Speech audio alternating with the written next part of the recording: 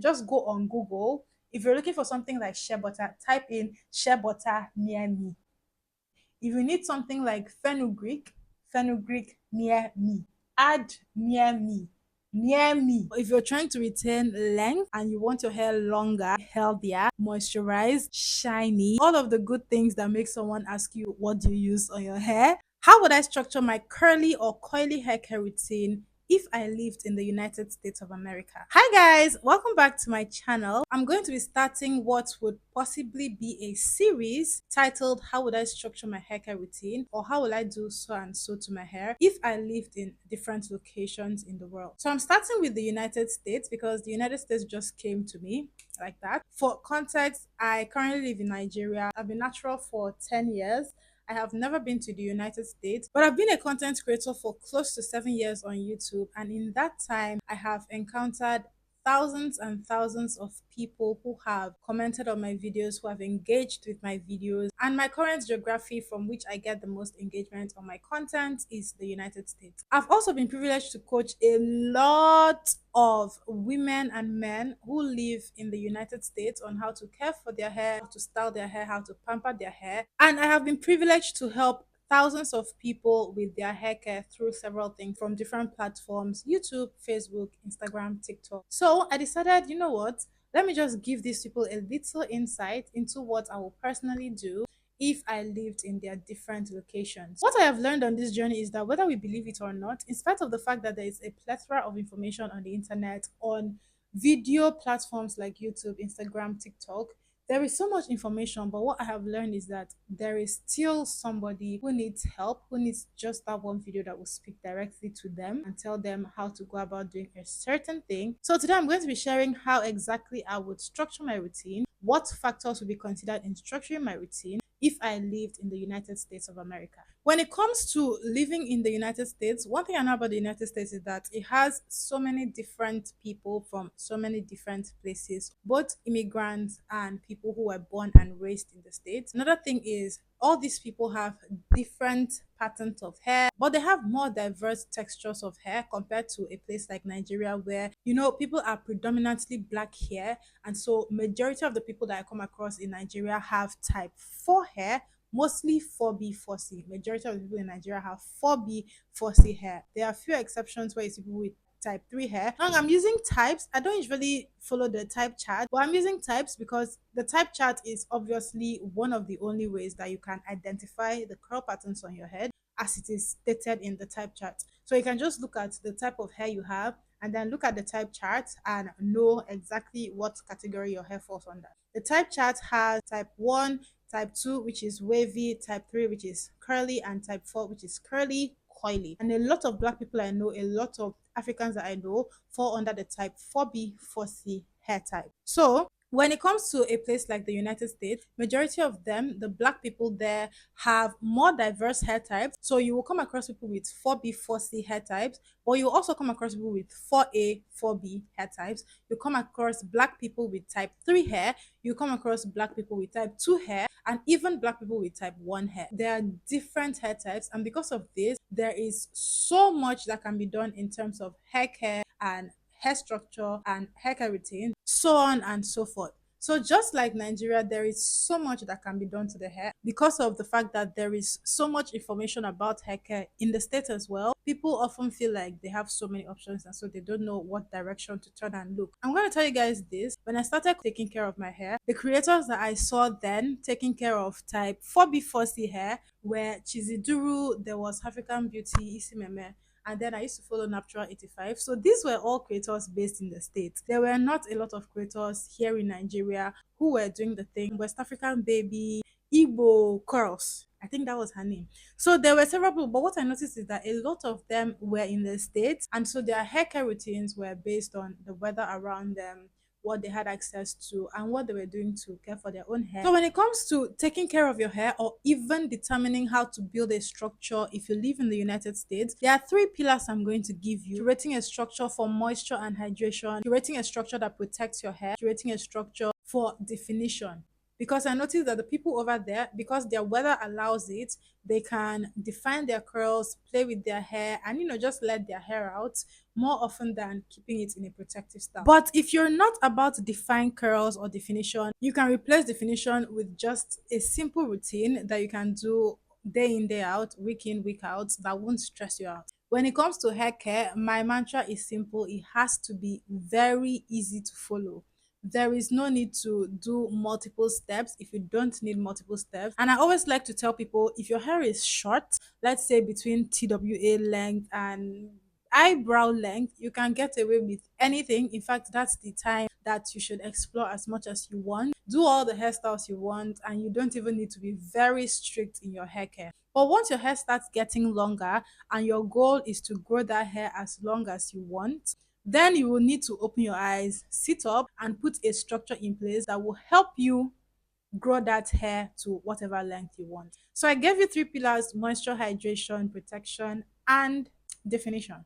I'm also going to break it down and give you some facts to consider when you want to put a structure in place for your hair care. The first one is your location, the second is your budget, the third is the products available to you, the fourth is hair porosity, and the fifth is your hair type or texture. Whether your hair is sparse, your hair is fine, whether it's full, whether it's thin. These are the five things I'm going to focus on. There is more, but these are the primary things that will determine how you go about making a routine that is going to help you in your location. Also, you may want to consider the weather or the environment wherever you are. Now, of course, I know that the United States, just as with other places in the world, have the states within the United States where the weather is colder, and then there are other places where the weather is hotter. However, the weather is in your location, you should take note of it, and you should also take note of these other things. Now, the reason I included things like budget in there is because I have had people who are students, so they tell me some of the things that I mentioned are not things they can afford. So, what other options can I call for them that are cheaper? And then I bring them to the point of products that you have available to you. Because if your budget does not allow you to go for the things that are expensive but will help, then your budget should allow you to, go for any other product depending on what you have available to you. So now let's break down the pillars starting from moisture and hydration. Moisture and hydration is also the foundation upon which your hair health is built. You cannot build healthy hair that is very nice looking, hair that is strong, hair that doesn't break easily without considering moisture and hydration. There are people who have very long hair, but then at some point the hair starts breaking off. When I speak to them and I ask them, so what's your hair care routine? Their answer is always, I don't have. I don't have right now. Either they don't have right now, or they never had, or they just started using some products that when you just trace to the origin of the product, you discover that that product had some ingredients that were drying out the hair. Dry hair never really thrives. It may thrive, but up to a certain point. So when you're trying to put a structure in place, you want to consider that you need your hair to be moisturized more often than not. Moisturized, not wet. Your hair does not need to be wet all the time. Moisture and hydration, I will link it to one of the factors to consider, which is porosity. Porosity is your hair's ability to absorb and retain moisture. There are also different types of porosity. There is high porosity, there is medium porosity, there is low porosity. I will leave that one to you to go and do a little research, because I have spoken about porosity so much on this channel. It's one of the core things that helps you make your hair care routine very effective. So porosity, whether your hair is high, low, medium porosity, you need to know what it is. Once you figure out how your hair absorbs moisture, how long moisture lasts in your hair, how often you need to refresh your hair after it gets dried out, trust me, you have gotten it down. That will also help you determine what products you need to be applying to your hair, whether you need to use more leave-in conditioners, whether you need to use more butters, whether you need to use more oils, whether you need to use more curling creams, more strengtheners.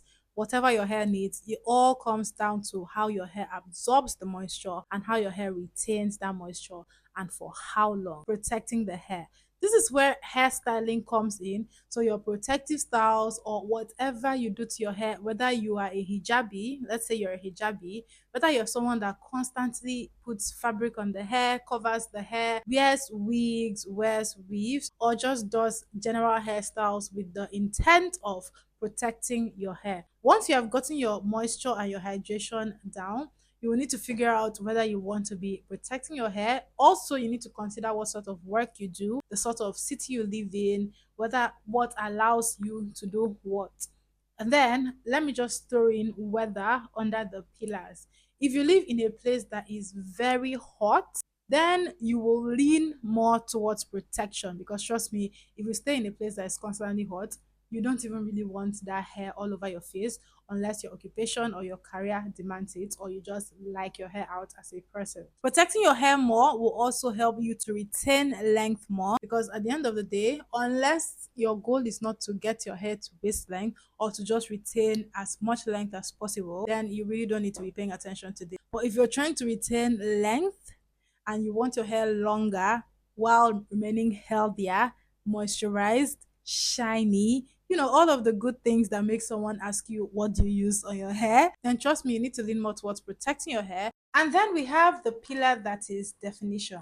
For me, definition is honestly one of the least important things on my list when it comes to hair. But there are people who enjoy seeing their curls defined. There are people who enjoy seeing their curl pattern. There are people who just like their hair looking curly. If you want to include definition as one of your pillars when it comes to your structure, then you need to lean more, even more, into moisture and hydration, because moisture and hydration is what will help you get those defined curls when you add the products that will define the curls to your hair. Once your hair is extremely moisturized and incredibly hydrated, your curl pattern will pop naturally on its own. So when you add whatever curling product you want, whether it's a booster, whether it's a gel, whether it's a curler, mousse, whatever, you will just see how the curl pattern will really, really pop. So if you're going to be looking for definition, moisture should be your friend, hydrating your hair should be your priority. Then trust me, the rest of the things will come easy. So let me refresh our memory on those three pillars. I said number one, moisture hydration. Number two, protecting the hair with hairstyles. Number three, you can throw that in there, the weather, which will help you determine what exactly you should be doing for your hair. And then number four, your definition, as a lot of you guys like it. And I said, if you're not about definition, you can just stop at protecting your hair and make sure you keep your hair protected. Also, remember, what you do for a living counts, where you live counts, climate counts. So just keep these things in mind. And let's get into the things you want to consider, or the factors you need to consider. Number one was location. I've already said that, so I'm just going to move to budget. I had mentioned that a lot of the people who also reach out to me, they say they are students, and so sometimes I call products and they tell me I can't afford this. What other options can I look at? And then I give them DIY options, because trust me, there are two things: store-bought products or factory-made products, and DIY products. If you cannot afford store-bought, you should be able to afford DIYs, because generally DIYs are cheaper and you can make more in quantity compared to the store-bought products. Also with DIYs, and this is for everybody else, with DIYs, because you make it yourself, you know exactly what goes in there, you know exactly how you made it, you know whether or not you add chemicals, and you may not need to add chemicals. Sometimes you will just need 2 to 3 ingredients to make these DIYs. And another thing about DIYs, you can make DIYs of anything: shampoo, conditioner, deep conditioner, moisturizers, leave-in conditioner, the oils, the butters, whatever you need can be made in a DIY, which is universally cheaper. So if you're one of the people who find it a little difficult affording the fancy products in the store, but you can afford DIYs, please look into DIYs. DIYs also cover Ayurvedic treatments, and these treatments are very good for your hair, very beneficial. The only downside of DIYs is a lot of the time you may not find the raw materials or the ingredients with which to make the DIY product close to you, because a lot of these raw materials, a lot of these ingredients are from indigenous tribes and countries like Nigeria here, like Ghana, India, Asia, somewhere. So you may not really find a lot of them in the United States. So your option will be to go online. So check Amazon.